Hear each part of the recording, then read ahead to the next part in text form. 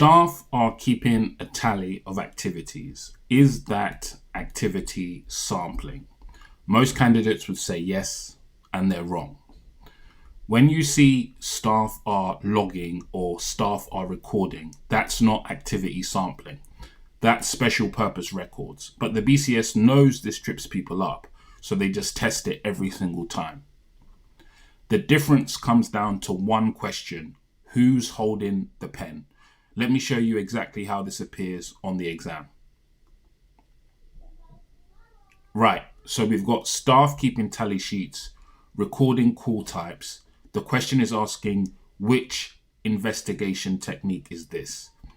So I'll read the question. A call center manager wants to understand how often staff deal with complaints versus general inquiries. She asked the team to keep a tally sheet at their desks, recording each type of call they handle throughout the week. Which investigation technique is being used?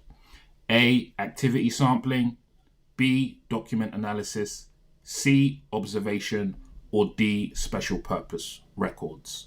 Have a think, which one would you pick?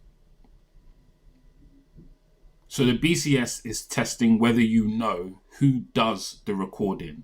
A is wrong because activity sampling requires the BA to observe and record randomly at random intervals. Here, the staff are doing the recording themselves. B is wrong because document analysis examines existing documents, not newly created records. C is wrong because observation involves watching staff work, not having them self-record.